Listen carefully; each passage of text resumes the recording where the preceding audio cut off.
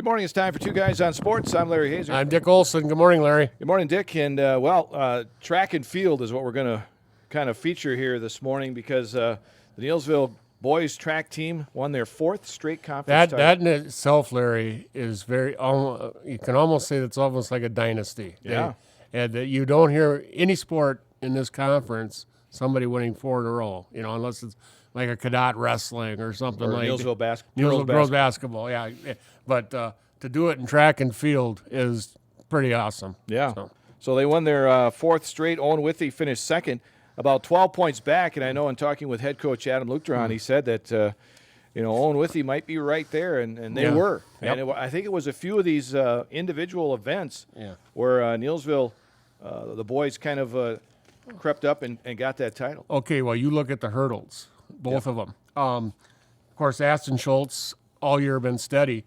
He was first in the 110, first in the 300.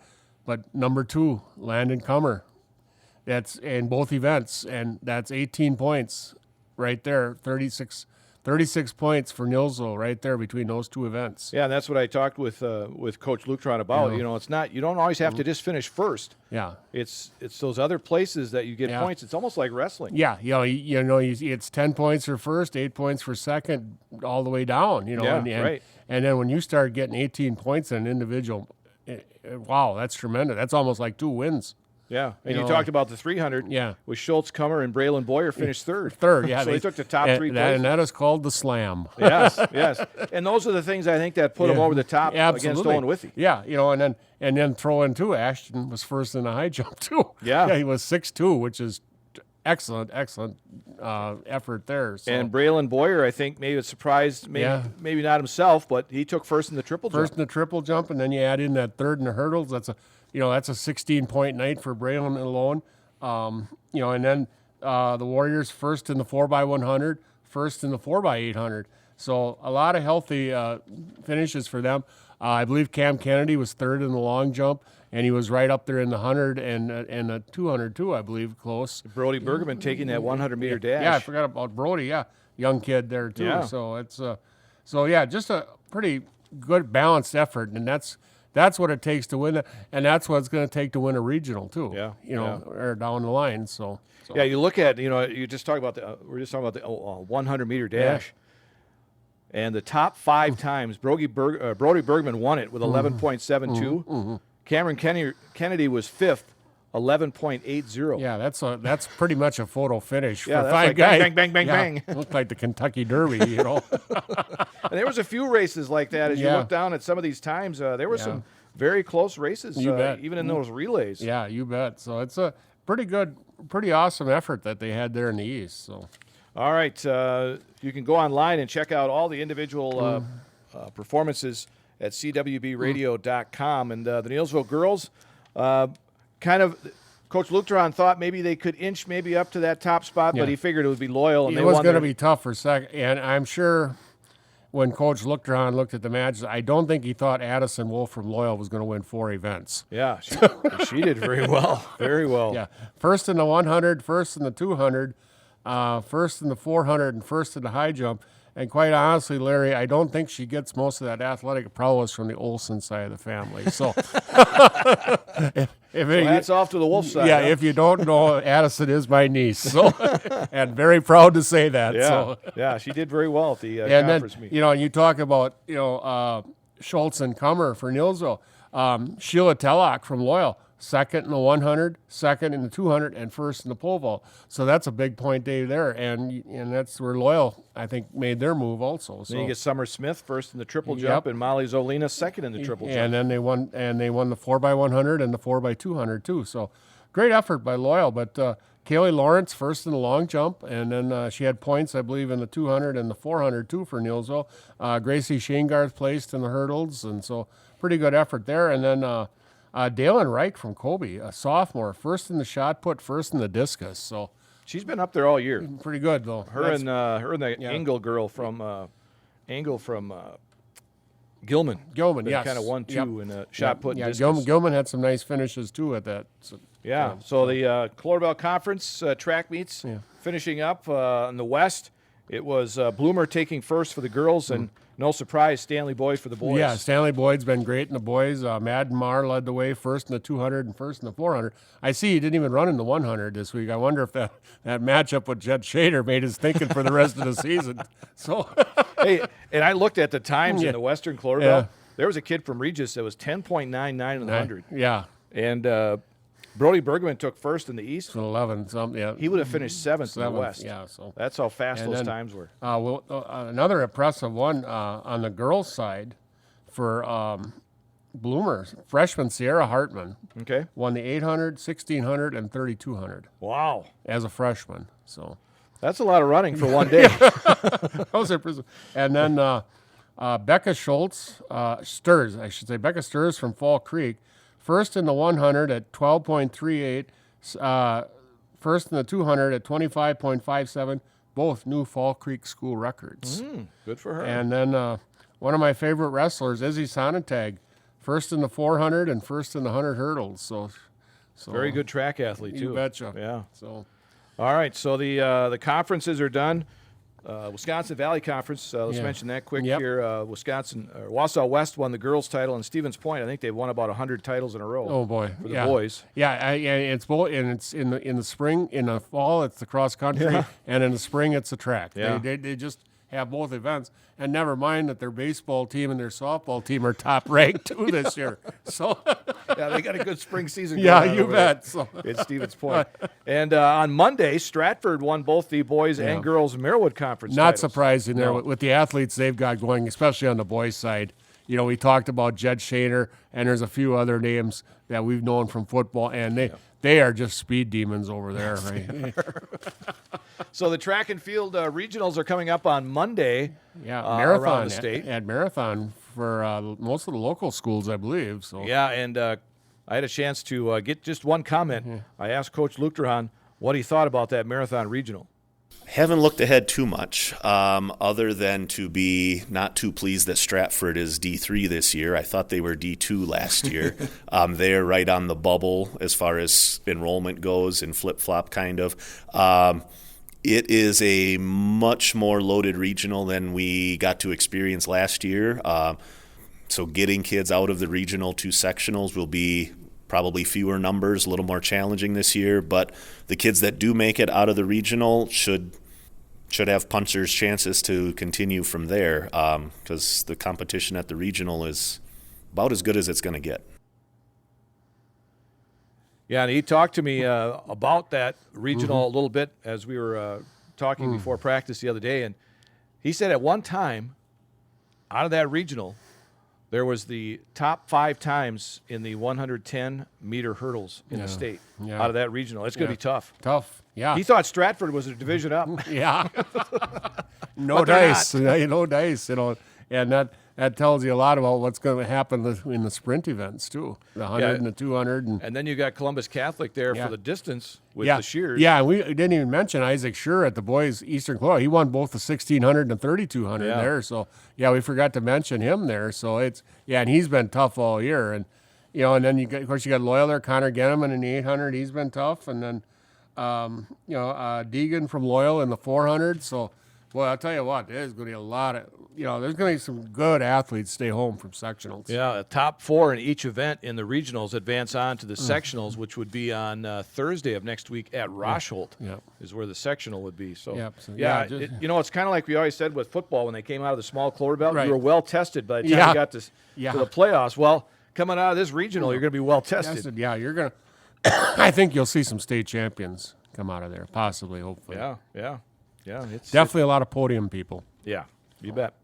All right, moving on to boys golf. They had the Clover Belt Conference Championships at Black River Falls, and we mentioned before we went on it was a Bloomer show. Yeah, Bloomer, we've talked about Bloomer quite a bit. They have 5 outstanding golfers, and they had number 1, Tegan Steele, shot a 74, which at Black River is a pretty good score. it is. That back 9 is about as narrow as it gets, And Hilly. And Hilly, yeah. And then Connor Gould from Bloomer, another sophomore, 77. And then I'll tell you what, the next two guys have just been together. And they've been joined at the hip all year, and that's Tucker Johnson, the junior from Nielsville, and Charlie Moore, the senior from Columbus. Both shot 80, so they tied for third. But, Yeah. both get all conference honors for it, and they both deserve it well. And then your 5, 6, and 7 was Bloomer again. So the two Blesiaks and Carson Berg, all three seniors, by the way, too. So Yeah, you look at the team scores. They finished first. Cadott finished second.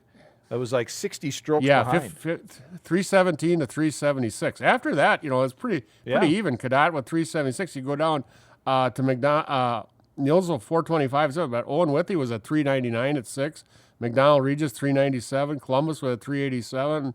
And Osseo Fairchild 385. So pretty good grouping. But it just shows you Bloomers in their own world right now. They are. So. Yeah, because Tucker Johnson and Charlie Moore have been kind of 1-2 You bet. in the matches, Yep. but they always don't have Bloomer in there. No. So, but anyway, the golfers, they will have their regional Tuesday, and most of the local guys. I'm not sure about Columbus, but I believe Nielsville is at Turtleback at Rice Lake. So Okay, all right. So boys golf, all the regionals getting underway. and that is Tuesday. So So let's see. Columbus Catholic would probably be Division 3. yeah, that's what I kind of thought too. So Okay, let's see. Let's see if we can find where they're at. Columbus Catholic. So I'm looking through the list here. There they are. They're going to be at Marathon, Pine Okay. Valley. okay, They're going to be there with Marathon, Newman Catholic, Pacelli. A lot of schools from over in that yeah, eastern. that part. And this, well, of course, Nielsville's going Division 2, so Right. so they'll see. I would imagine Bloomer, for sure. Yeah. Probably Bloomer, Osseo Fairchild, McDonald Regis. So. Unfortunately, they'll see Bloomer. Yeah. Not hard to say who's the early favorite.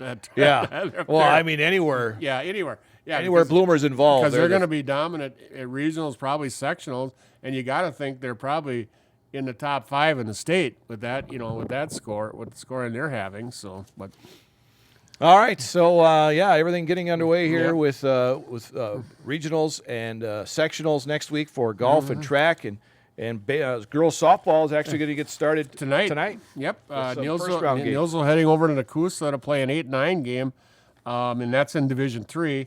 And the winner of that game will travel to Prescott Tuesday to face the number 1 seeded Prescott team. yeah. So So- not an easy task, if you and do not get an a easy win. trip either. No. That's about 2.5 hours from here. So, but Been there for basketball. yeah, It's a long ways. Yeah. especially with a 12 weeknight. It's 12 miles on the other side of River Falls. I think you can see the Mississippi. yeah.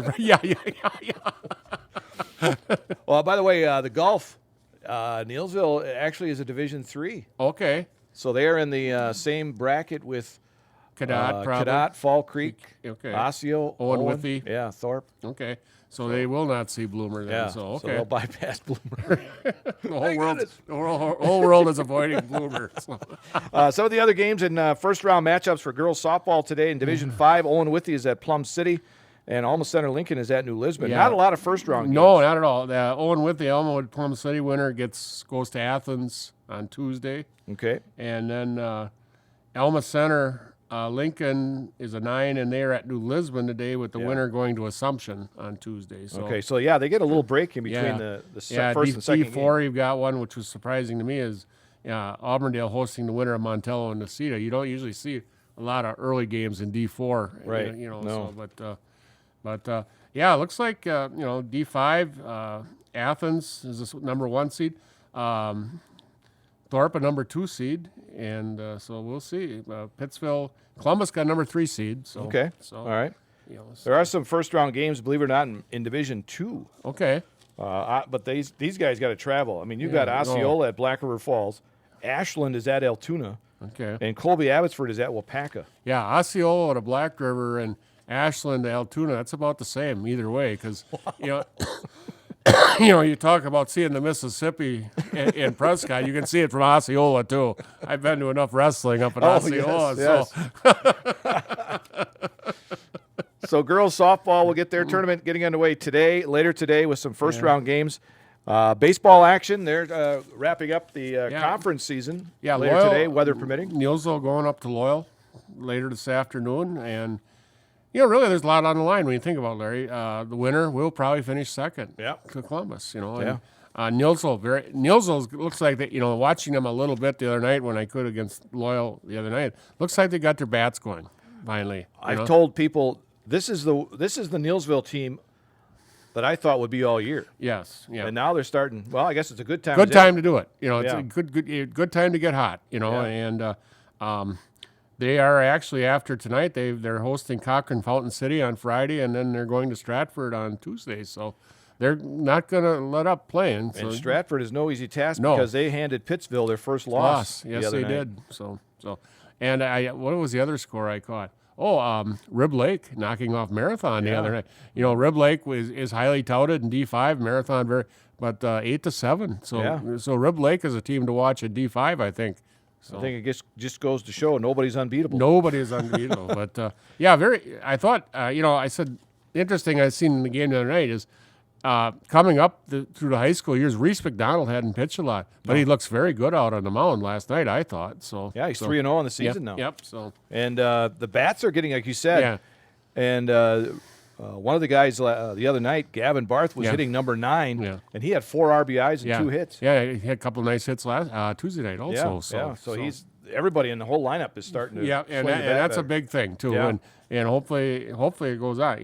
They're going to the west in the regional, so they're going to avoid all this gauntlet over to the east. With the Auburndales and the Marathons and Well, you're still whoever. going to have the Fall Creek. You're going to have Fall Creek is going to be very maybe good. Elk Mound is over there. Elk Mound is a very strong team. Yeah, I think those two Yeah. teams are the ones. that Elk are- Mound might be a D2 team though, too, possibly. I'm not sure though. Yeah, I know Fall Creek is interesting because they've been ranked in Division 4. Yeah. But they're Division 3 Three. in that bracket with Yeah. the So- Neilsville team. So we'll see what happens once the brackets. Those should come out end of this over the weekend, I would Yeah, the think. seeding meetings were last night. Okay, so- so they should be probably sometime this weekend. I would think they would start Yeah. posting them. So Yep. All right, so there we go.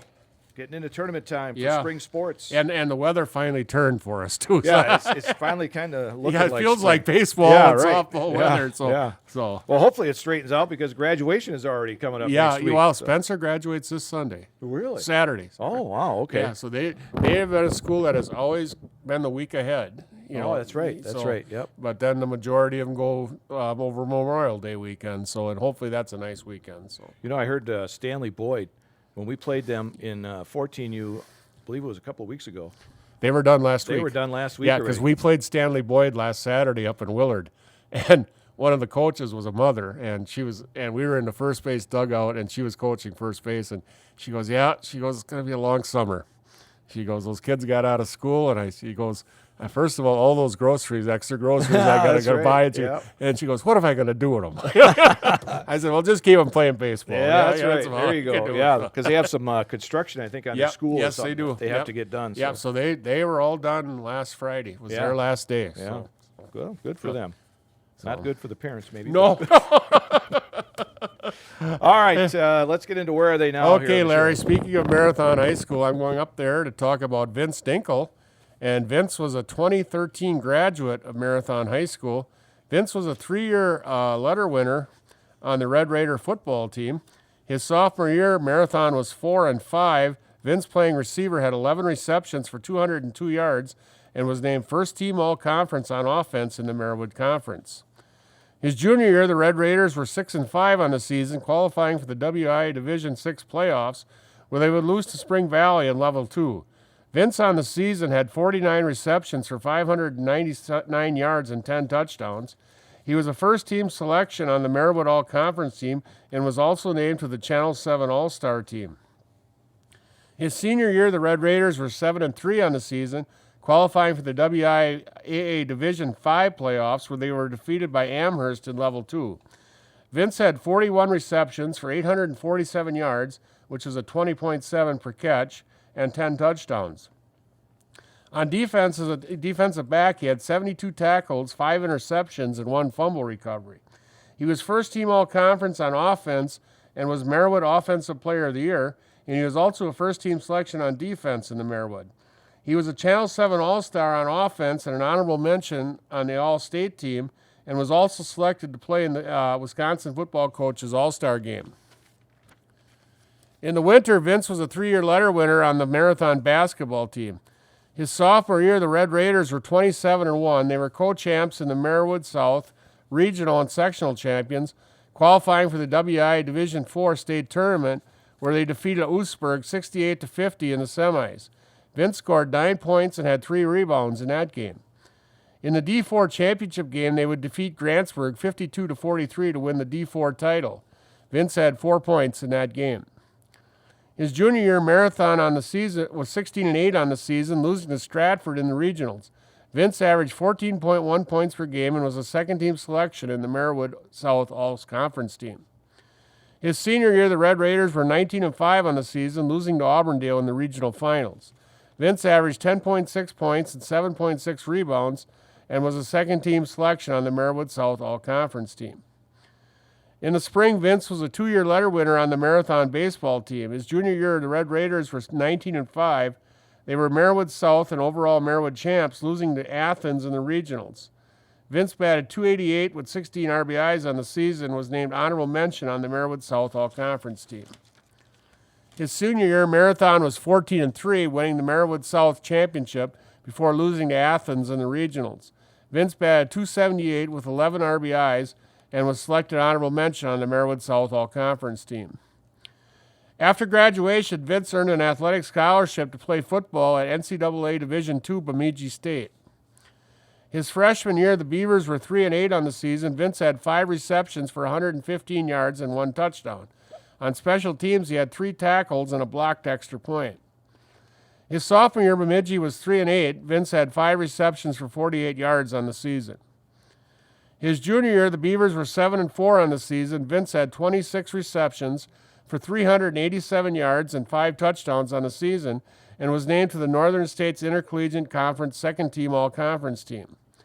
His senior year, Bemidji was 9-3 on the season, including a 36-23 win versus Washburn in the Mineral Water Bowl, which was the first postseason win for Bemidji State in their history. Vince had 26 receptions for 387 yards and 5 touchdowns and was named second-team all-conference. Vince graduated from Bemidji State in 2018 with a bachelor's degree in applied mathematics and a minor in computer science. Today, Vince is a security administrator for Church Mutual Insurance Company based in Merrill. Vince resides in Wausau. Vince Dinkel, Larry. Oh, that guy was an athlete. Oh, boy, he betcha. All sports. Yes. I mean, not just, Yeah. sometimes we hear of them just kind of specializing in one. No, but this guy, he wow. was all over the place. And Wow. Coming out of Marathon, boy, I'll tell you what, you're coached well up there in all sports. Yes, so. all sports. And his dad, I went to college with his dad. His dad was a heck of a football player for UW River Falls. Okay, so, all right. But he was a center. What was he, a receiver? Yeah, a receiver, defensive back. Okay. And he had a younger brother who played football at Point also, Jake. Okay. So, All right. So There we go. pretty good family. You bet. All right, the Brewers get another win. They come out of that series with the Pirates. Boy, they went on a homer barrage yesterday. 5 home runs. Jackson Churio coming out of a little slump. 441 feet on that one. Wow. William Contreras, who's just having a great Wow, season, yeah. home run. And Joey Ortiz, the kid who they picked up in the Burns trade, he's really starting to get a hold in the infield and hitting with some power also. So You look at him and you don't. there ain't nothing there. No, you don't look like a power hitter, but he's hitting them. And Sal Frelick seems to finally get hot. That's homers in back-to-back games for him, and he's playing well in the outfield. So they've lost Reese Hoskins for a few, for what I think it was 2 to 4 weeks. 2 to they 4 said, yeah. weeks. So Jake Bauer seems like can do the job at first base. Gary Sanchez seems to be hitting the ball too. He's getting a lot more regular at bats as a catcher, DH, and also some at first base too. So, but the guy I like is this Robert Gasser. Yeah, I Coming was up- just going to mention him. Yeah. Last week against St. Louis, 6 innings, nothing on 2 hits. And I believe today he gave up 1 run, I believe. So Yeah. so Yeah. 2 runs. two runs. But Well, he may have gave up 1, but yeah. the But, Pirates scored 2. Yeah, but he doesn't look like he's overpowering or anything, but he has a lot of movement on his pitches. So He's got a good last name for a pitcher. yeah, sir. You'd think he'd be throwing a lot of fastballs. Yeah. I tell you one thing, I bet you Andrew McCutcheon, he played the Brewers Yeah. every day. Yeah. 3 for 4, a homer, and he scored both their runs. Yeah. He's just a Brewer killer. Yeah, and he Monday night too. He was all over the Yeah, place too. yeah. So Yeah, and just a great. And it's it's too bad the Brewers had him that year, or did they have him 2 years? I don't know, whatever. But the guy is just keep going on, and Pittsburgh's going to keep. He's a fan favorite in Pittsburgh, and he's still producing. So Brewers off onto a season-long 9-game trip starting tomorrow. Going to Houston Friday through Sunday, and that'll be interesting. Astros kind of underachieving so far this year. So.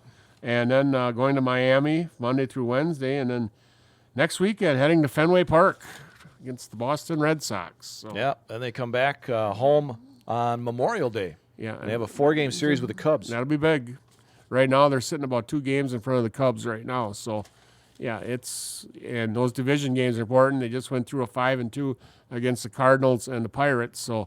That's the kind of what they got to have in that division. So you're not playing as many games against division opponents anymore. Yeah, you used to have 3 series a year against the Cubs at Milwaukee. Now you only have 2. Yeah. So you're going to have only 6 to 7 games there, and same thing in Wrigley, and they're all important. So, well, we know that Aaron Rodgers is going to be playing on Monday Night Football again, the first one of the season. Surprise, surprise. So against the San Francisco 49ers. Yeah, and let's see if it works out. And I heard yesterday, Larry, that the Packers are going to be playing Thanksgiving night. Yes, against Miami.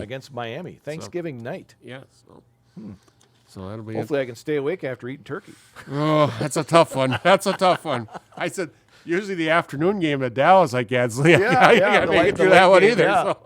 So. Christmas Day, Netflix is going to have both the games. Yeah. And it's going to be Kansas City at Pittsburgh and Baltimore at Houston. Yeah. So get your Netflix order in. Yeah. If you want to watch football. Basketball's on though. Yep, that's true. NBA's always on. Basketball basketball is a Christmas tradition. Yeah. It's been that way for a long time, and I don't mind the football either, but that seems to be a basketball day. So and the streaming services are kind of taking the luster out of it. Yeah, it really has. Because I don't know what's happening with the Packer game on Thanksgiving, but that might be a Peacock game. You never know. Something like that, or it hasn't been in the past. No, it has. It's been an NBC game, so we'll see what happens. But sooner or later, they're going to get their claws in there. With the Amazon Prime already has Thursdays. Yeah, Amazon Prime.